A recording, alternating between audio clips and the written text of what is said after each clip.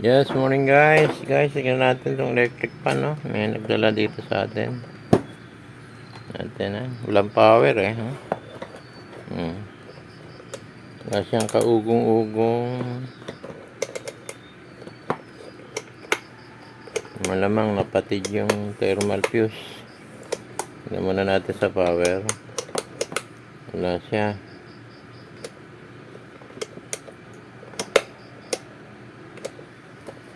Wala eh, kahit ugong, walang paramdam. Tingnan muna natin dito sa main ano niya, no? Dali naman buksan tong sa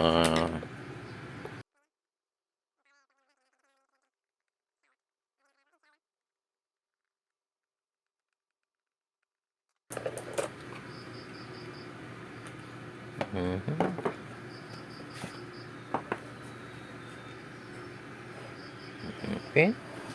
Malinis naman siya. Natin kung saan nawala, ah. So, itong rekta.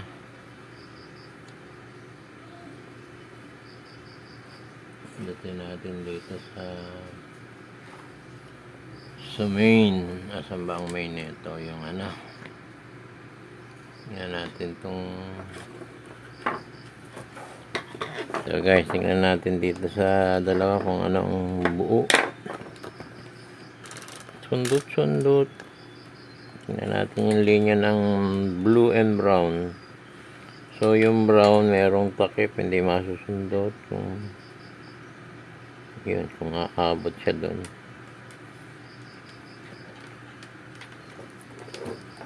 So tingnan muna natin tong blue para ano, naka-open ang blue eh. So ito. Ayun guys, meron siya. Natatakpan ng ilaw. Yan. Blue, okay. Dito. So ito ang brown. Tingnan natin kung masusundot natin sa loob yung brown. Meron. So buong linya. Parehong meron. So dito tayo ngayon sa main niya. Sa brown. Pula. Patay siya.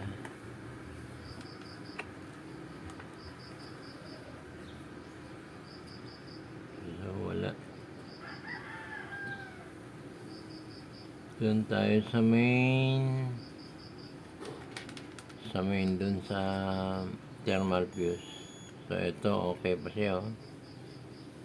Nagkakaano pa sila. Meron pa yung connection siya. Ito lang sa gitna, hindi ko alam ito sa gitna kung ano ito. Ba't na iba? Natin.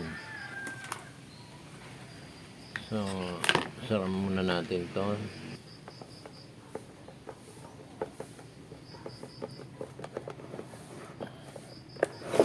Okay guys, punta tayo dito sa ano niya, pinaka-thermal niya. Pinaka-common.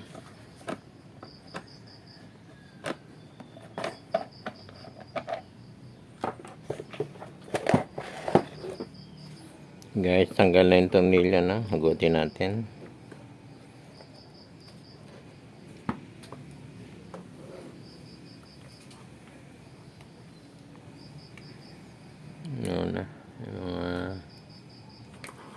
Ano pa eh. Suli natin yung ano.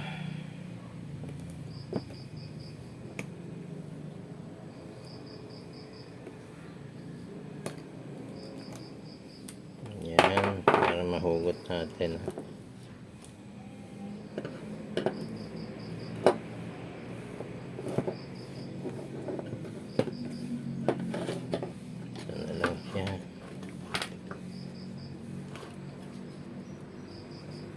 Hugutin muna natin.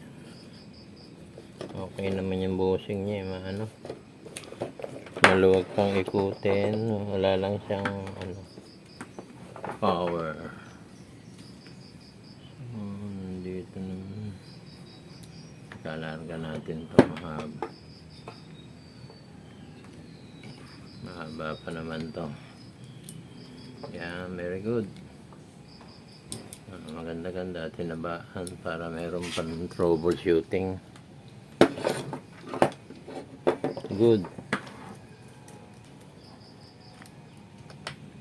So, nandito ang winding. Nakatakip siya dito. Meron siyang maganda yung ano niya. Maganda yung ano niya. Kaya lang ngayon na lumuwag na. Yung pinakaano niya lumutong. So, hanapin natin ang pinaka-common niya, yung puti. Puti o brown. Dalawa lang yan eh. So, yung puti ang umakyat. Eto. Yun, ang thermal fuse niya.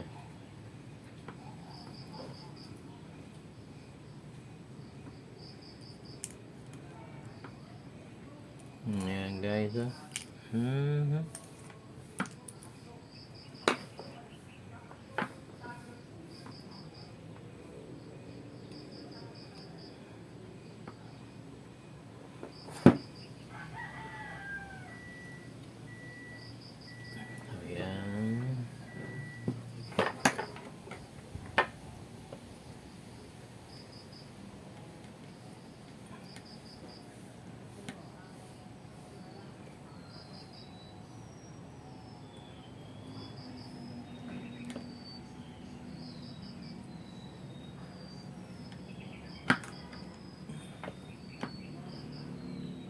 Dito sa itim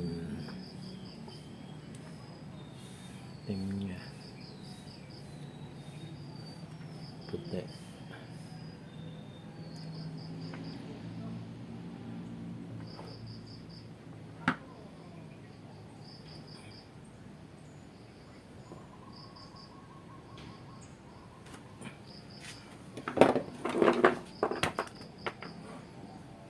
So guys, main line, tapos ito, no? Ito yung sa main ng motor, and then ito yung main line, yung parehong puti. Ito yung pinaka-fuse niya. So ito lang siya, no? Testingin natin yung thermal fuse niya. Dapat pumalo siya. I'm sure hindi papalo dahil open na yan. Dapat pag hindi open yan, uugong yan. Hindi tayo napahiya. So, okay siya.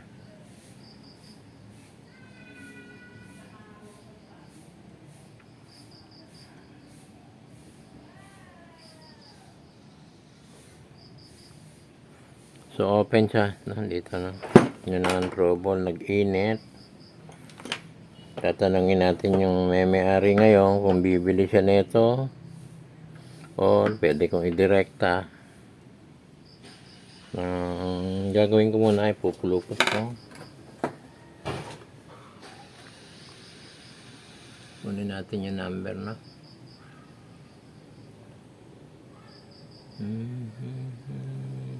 Meron ba number siya?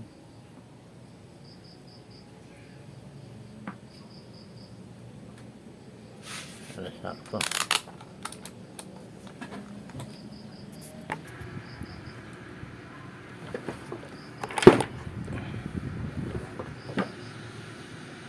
So guys, patirin na natin to. Ayan, ano lang naman, naka-twist. And then, itong isang paa para may kakabitan pa.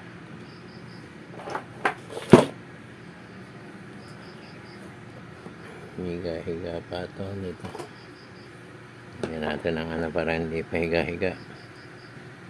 Ayan, tirahin natin yung isang paa para may makabitan pa tayo mamaya.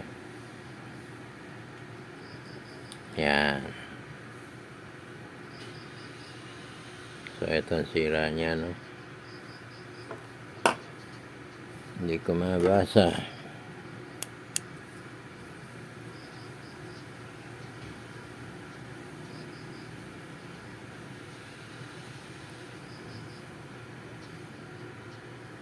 Gamitan natin ang micro camera.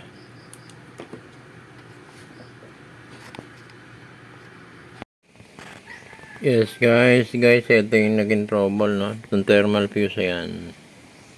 Medyo hindi ko makuha yung number, halos burado na eh. So nakakabit siya dito sa main line. Yan, sa puti. Tapos sa main line din nung pinaka-common ng winding nung electric pa, no? Sa common winding niya. Doon, kumbaga sa ano, ito yung pinaka-fuse niya. Madali naman makita to. Yan lang, pagpalit niyan dahil nag-open to. Yan, test natin. Na-test ko na, umikot naman siya. Ang iniintay ko na lang, bibiling ko yung may-ari nito. Kasi naka-recta lang to eh. Hindi ko advisable na i-recta kasi pag uminit at nasunog eh, dire-direct yung sunog na, wala na, hindi mo na ma-recover. Testing natin guys ha. And guys, lagyan natin ng ano para makita yung ikot. Yan. Then plug. Power. Okay guys.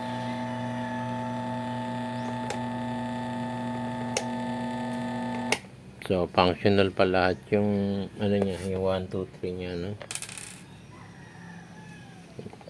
Tumunog na yan, ayun. Isa pa. 1, ayun guys. Okay naman siya, walang problema sa busing. Teka, nag-orbit pa.